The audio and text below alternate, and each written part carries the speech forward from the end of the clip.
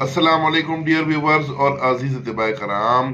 ہمارے بہت ہی سینئر حکیم یونیفیکیشن تحصیل قصور کے وائس پریزیڈنٹ جناب حکیم میاں حاجی محمد سعید صاحب، آپ کا موبائل نمبر 0300 335 9565. تو نسخہ انہوں نے دیا ہے فالج کے لیے.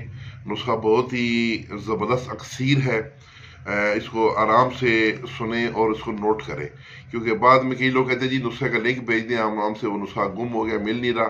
تو جب نسخہ آپ سنتے ہیں تو اسی وقت اس کو اپنے بس نوٹ کر لیا کریں.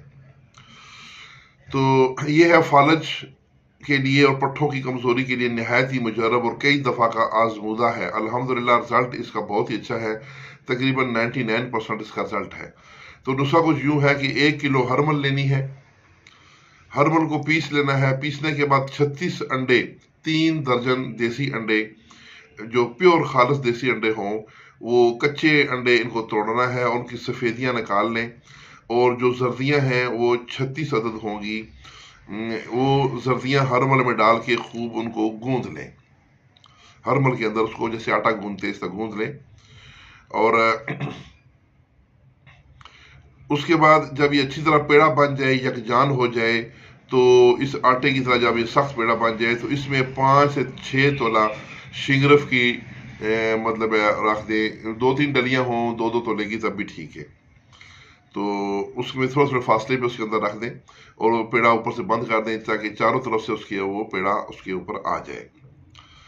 تو اب ایک جو ہے آپ نے کڑھائی لینی ہے. کڑھائی میں اس پیڑے کو رکھ دینا ہے. کھلی کڑھائی ہو، اس کو گیلک مت کرنے کی ضرورت نہیں ہے. اور نیچے درمیانی آگ جلا لیں اور اس کو پکنے دیں. پکتے پکتے یہ کوئی تقریباً 10 سے 12 گھنٹے کا عمل ہوگا. 10-12 گھنٹے بعد یہ ہرمل خود بخود ہی کوئلے کی طرح جل کر بالکل سیاہ ہو جائے گا. اور ٹھنڈا ہونے پر جب بالکل ٹھنڈی ہو جائے تو اس کے بیچ میں سے یہ شنگرف نکال لیں اور انشاءاللہ باوزن شنگرف نکلے گی. اس کے بعد اگلا عمل یہ ہے کہ 1 پاؤ بھلاوے لینے ہیں. اور 1 پاؤ جو ہے نا 1 پاؤ بھلاوے لینی ہے اور 1 پاؤ آپ نے لینی ہے مالکھنگنی. اور 1 پاؤ آپ نے خالص جنگلی شہد لینا ہے اور 1 پاؤ دیسی گھی لینا ہے. یہ 4 چیزوں کا مرکب بنانا ہے. یعنی ملکنگنی اور بلاووں کو موٹا موٹا کوٹ لیں اور اس میں شہد اور دیسی گھی مکس کر کے اس کی آپ ایک ہی کو مکس کر لیں.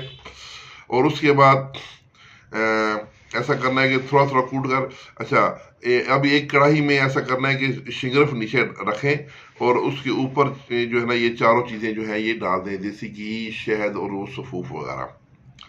اور اس کے بعد اس کو پھر دوبارہ عمل کرنے کے لیے آگ کے اوپر رکھیں. درمیانی آگ پر کڑھائی رکھنی ہے. آگ جب تھوڑی دیر چلتی رہے گی تو کچھ دیر کے بعد برتن کے اندر، کڑھائی کے اندر بھی آگ لگ جائے گی، کیونکہ اس میں دیسی گھی ہے، وہ آگ پکڑ لیتا ہے. تو جب اس کے اندر آگ لگ جائے تو اس کو بجھانا نہیں ہے، اس کو جلنے دیں. جب آہستہ آہستہ جل کے سب کچھ بالکل سیاہ کوئلہ ہو جائے، گھی وغیرہ جل جائے، شہد سب کچھ جل جائے، تو اس کے بعد یہ بالکل ایک خاک سی بن جائے گی، کالے رنگ کی راکھ بن جائے گی اس شنگرف کی ڈلیوں کے اوپر.